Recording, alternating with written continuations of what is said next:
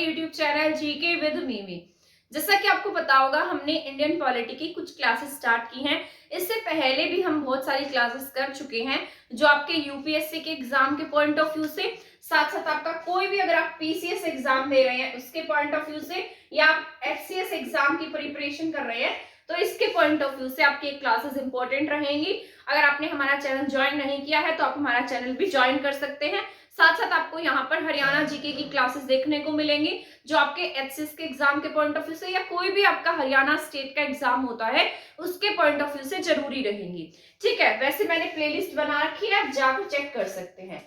आज की क्लास में हम पढ़ेंगे आर्टिकल 15 सब क्लोज 5 एंड 6 के बारे में। आपको पता होगा पहले वाली क्लास में हम आर्टिकल 15(3) और 15(4) के बारे में पढ़ चुके हैं। मैंने आपको बता दिया था कि किस तरीके से हमारे संविधान 15(4) एंड 5 पढ़ा था हमने कल, 3 एंड 4 ही पढ़ा था, 3 एंड 4। ठीक है, मैंने आपको बताया था कि किस तरीके से हमारे संविधान में अमेंडमेंट करके आर्टिकल 15(4), 15(5) एंड 15(6) को ऐड किया गया। सिर्फ इसके बारे में मैंने आपको कल बताया था।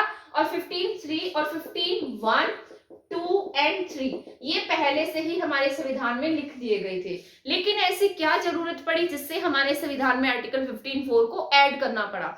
तो मैंने आपको बताया था कि हमारे यहाँ पर जो 1950 का जो मद्रास का केस था, उसके तहत सुप्रीम कोर्ट के निर्णय को रद्द करने के लिए संविधान में क्या किया गया, संशोधन किया गया, जिसे हमने फर्स्ट अमेंडमेंट कहा था। इसके तहत हमारे संविधान में आर्टिकल 15(4) को ऐड किया गया। ठीक है, ये मैंने आपको बताया था।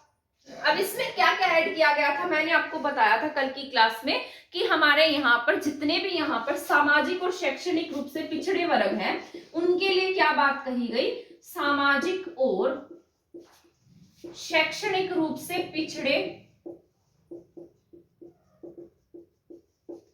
वर्ग के लिए विशेष उपबंधों की बात की गई। पिछड़े वर्ग के लिए विशेष उपबंध की क्या कही गई है, बात कही गई है। ठीक है, तो ये तो मैंने आपको कल की क्लास में बता ही दिया था। और इसके साथ साथ मैंने आपको बताया था कि अब हमारे यहाँ पर ये जानने की जरूरत पड़ी, क्योंकि हमारे जब संविधान में इस सब क्लोज को ऐड किया गया तो हमारे यहाँ पर ये नहीं पता था कि सामाजिक और शैक्षणिक रूप से पिछड़े लोग कौन है, पिछड़ा वर्ग क्या है, कौन है ये। तो इसके लिए कुछ कमेटी का गठन किया गया था, जिसमें से एक कमेटी थी काका कालेकर समिति। ये भी मैंने आपको कल बताया था, 1953 में ये समिति बनी थी। इसके साथ साथ यहाँ पर बीपी मंडल यानी कि मंडल आयोग का गठन किया गया था, और ये 1979 में क्या हुआ था, इसका गठन हुआ था। ठीक है, तो मैंने आपको बताया था काका कालेकर समिति ने जो भी रिपोर्ट दी थी वो इन बातों पर खरी नहीं उतरती थी, लेकिन बाद में जो मंडल आयोग है उसने अपनी रिपोर्ट दी, उसमें उसने क्या कहा कि जो पिछड़ी जातियां हैं वही क्या है, यहाँ पर हमारे पिछड़ा वर्ग है। तो पिछड़ा वर्ग ही क्या है, पिछड़ी जाति है। और ये किस आधार पर पिछड़े हुए थे, सामाजिक और शैक्षणिक आधार पर, क्योंकि उस समय में हमारे जब यहाँ पर देश आजाद हुआ था तो बहुत सारी विविधताएं थी और लोग इतने पढ़े लिखे भी नहीं थे, समाज में गरीबी थी और इस तरीके से लोग कास्ट में डिवाइड थे। आपने अगर जो एनसीईआरटी है 11th क्लास की एनसीईआरटी पढ़ी होंगी तो आपने बाबा साहब अम्बेडकर के बारे में पढ़ा होगा। वहां पर आपने पढ़ा होगा कि जो यहाँ पर इन्होंने क्या किया था, उन लोगों के उत्थान के लिए बहुत अधिक काम किया। हिस्ट्री में भी आपने पढ़ा होगा कि उन्होंने महार जाति जो है उन्हें जबरन मंदिर में प्रवेश कराया था, क्योंकि उस समय में हमारे देश की स्थिति ऐसी थी नहीं, लोगों का जो मेंटल लेवल है वो बहुत कम था, क्योंकि जो ब्रिटिशर्स थे वो भी फूट डालो राज करो की नीति अपनाते थे, तो हम इस तरीके से बांट कर रखते थे। पर आज तो ऐसा नहीं है, आज तो आपको ऐसा देखने को नहीं मिलेगा और ऐसा होना भी नहीं चाहिए। सामाजिक और शैक्षणिक रूप से क्या आएगा, सामाजिक और शैक्षणिक रूप से जो पिछड़े हैं, पिछड़ा वर्ग है, वही क्या है, आपका पिछड़ी जाति है। तो ये बातें मैंने आपको पहले वाली क्लास में बता दी हैं। और यहाँ पर जो बीपी मंडल है उनकी ये सारी बातों को किस सब क्लोज में लिख दिया गया, 15(4) सब क्लोज में ऐड कर दिया गया। अब यहाँ पर बात आई, अब नेक्स्ट जो हम पढ़ेंगे ना कि यहाँ पर किसकी बात की गई, विशेष उपबंधों की बात की गई। अब ऐसा लिखा गया कि विशेष उपबंध में तो आरक्षण भी आ जाता है, क्योंकि ये सभी बातें आरक्षण देने के लिए हो रही थी, क्योंकि हमें कोई पॉलिसी बनानी है, कोई नीति बनानी है, वो तो हम ऐसे भी बना सकते हैं। तो यहाँ पर ये 15(4) के बाद आर्टिकल आपका 15(5) को ऐड क्यों किया गया, अब यहाँ पर बात आएगी इसे ऐड क्यों किया गया, इसकी क्या जरूरत लगी, ठीक है। तो यहाँ पर जो आर्टिकल 15(5) है, इसके तहत क्या किया गया, यहाँ पर ये डिसाइड करने की कोशिश की गई कि जो सामाजिक और आर्थिक रूप से पिछड़ा वर्ग है उसे आरक्षण किस तरीके से दिया जाए, क्योंकि जो बीपी मंडल है उसने कितनी जातियां बता दी थी, लगभग 2000 के आसपास क्या है हमारे यहाँ पर पिछड़ी जाति है। तो सामाजिक और शैक्षणिक रूप से पिछड़े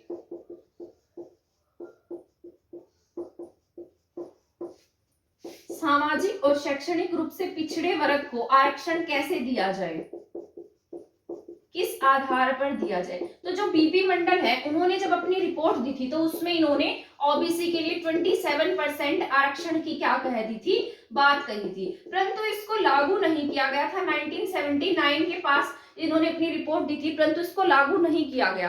पहले जो बाद में 1990 में, इसके बाद 1990 के आसपास की बात है, पहले तो ये इस रिपोर्ट को लागू नहीं किया गया था, लेकिन 1990 के आसपास आपके यहाँ पर वीपी सिंह की सरकार थी, और वीपी सिंह जो थे वो पहले कांग्रेस में थे, बाद में इन्होंने क्या बनाया था, जनता दल बनाया था, ठीक है। और ये जो थे ना वीपी सिंह, इनका कुछ देवीलाल के साथ में कॉन्फ्लिक्ट हो गया था, जिस वजह से इन्होंने आनन फानन में क्या कर दिया, जो बीपी मंडल की जो रिपोर्ट है ना उसको क्या कर दिया, लागू कर दिया, ठीक है। तो ये क्या हो गई, लागू हो गई।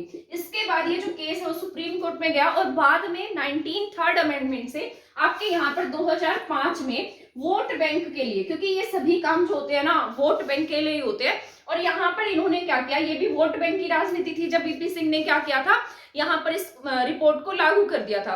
और अब ये 2005 में डॉक्टर मनमोहन सिंह की सरकार में इसको संविधान संशोधन से क्या किया गया, हमारे संविधान में ऐड कर दिया गया, और इसके लिए हमारे यहाँ पर 93rd अमेंडमेंट किया गया, और इस 93rd अमेंडमेंट से हमारे यहाँ पर 15 सब क्लॉज 5 को क्या कर दिया गया, जोड़ दिया गया, ठीक है। क्या किया गया यहाँ पर, यहाँ इन्होंने इसे 93rd अमेंडमेंट हुआ था, इसके लिए कौन सा अमेंडमेंट, 93rd अमेंडमेंट, ठीक है।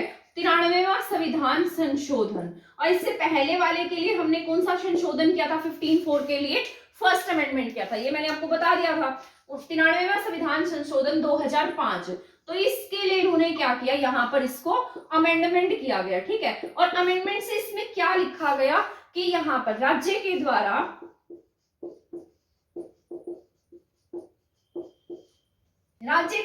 सभी प्रकार की शैक्षणिक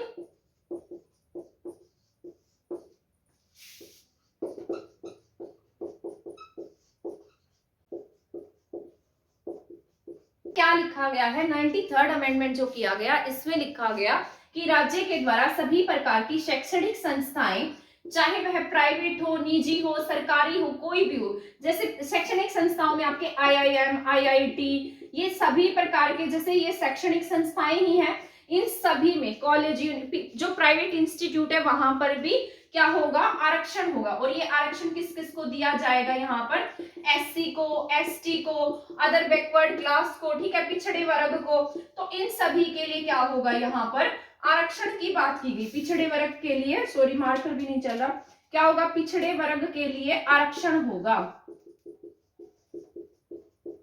क्या होगा, पिछड़े वर्ग के लिए आरक्षण होगा, ठीक है। तो यहाँ पर इससे ये नया सब क्लोज आ जाता है, और ये क्या होगा, 15(5) सब क्लोज होगा जो इसमें ऐड कर दिया गया। 15(4) भी ऐड किया गया था, जिसमें क्या कहा गया था, सामाजिक और शैक्षणिक रूप से पिछड़े वर्ग के लिए विशेष उपबंध किए जाएंगे।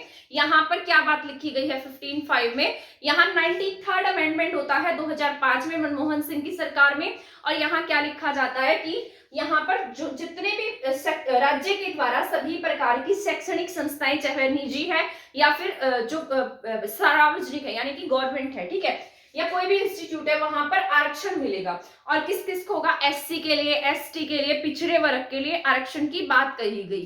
तो इसी से क्या आ गया, हमारे संविधान में आर्टिकल 15(5) ऐड हो जाता है, और इससे क्या होता है, इन्हें आरक्षण मिलेगा यहाँ पर, ठीक है।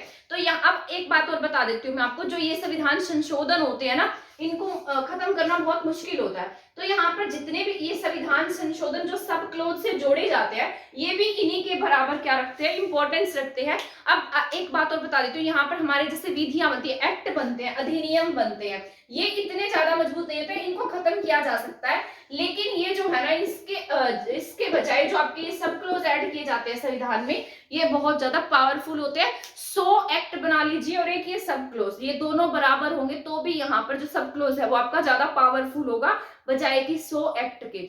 तो यहाँ से आप अंदाजा लगा सकते हैं कि ये जो सब क्लोज ऐड किए गए हैं कितने प्रभावशाली है, कितने इंपॉर्टेंट है यहाँ पर। तो यहाँ पर अब हमारे यहाँ पर किस किस को आरक्षण मिल गया, एससी को, एसटी को और अदर पिछड़े वर्ग को भी। ठीक है, किसमें, कॉलेजेस में, यूनिवर्सिटीज में, निजी हो चाहे या पब्लिक हो, सार्वजनिक हो, गवर्नमेंट हो। इसके बाद अब हम 15/6 की बात कर लेते हैं। ये तो आपका इंपॉर्टेंट भी है 15/6 और हाल ही का टॉपिक भी है। मैंने आपको बताया कि हमारे यहाँ पर सामाजिक और शैक्षणिक रूप से पिछड़े वर्ग की बात कही गई, आर्थिक रूप से पिछड़े वर्ग के लोगों के लिए यहाँ पर कोई बात नहीं कही गई है।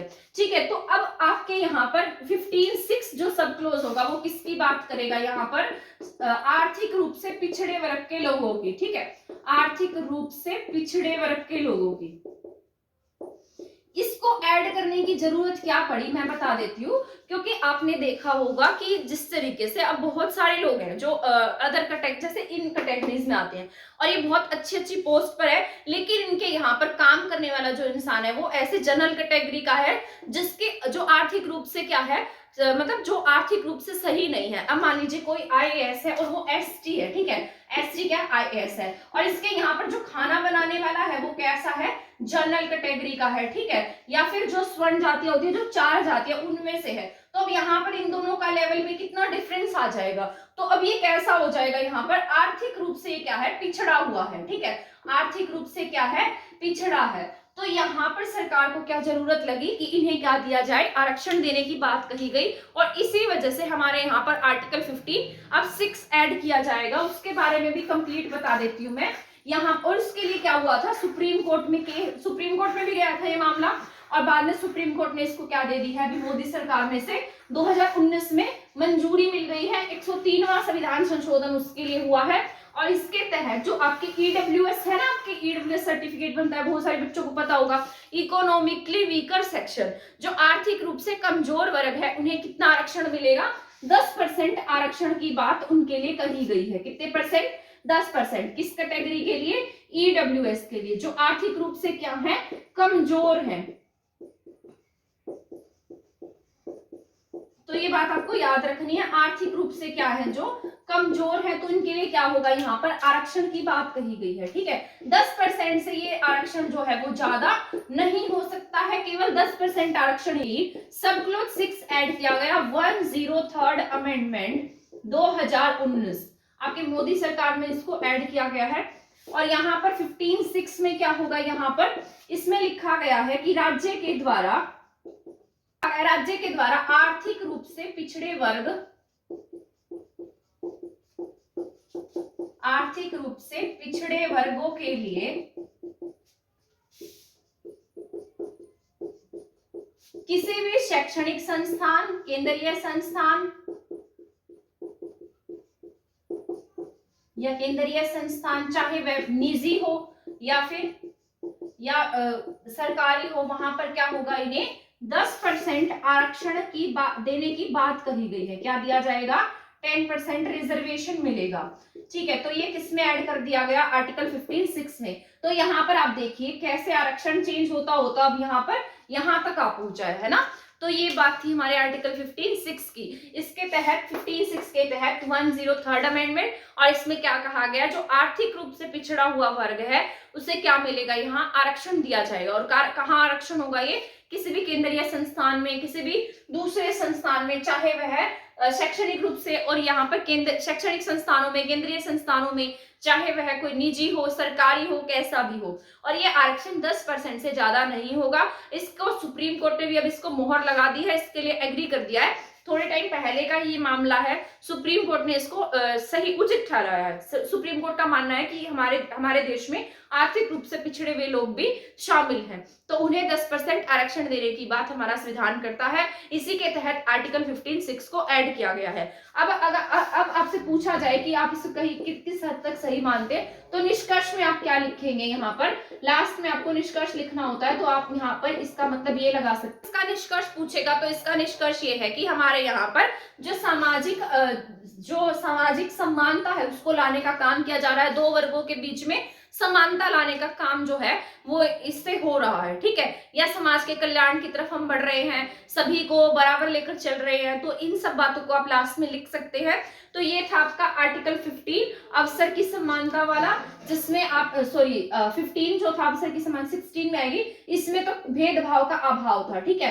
15 में क्या है, भेदभाव का अभाव, तो हमने कंप्लीट पढ़ लिया है भेदभाव का अभाव। 15(1), 15(2), 15(3), 4 एंड 5, 6, ठीक है। तो ये कंप्लीट हम क्या कर चुके हैं, इसको पढ़ चुके हैं, किसे, आर्टिकल 15 को।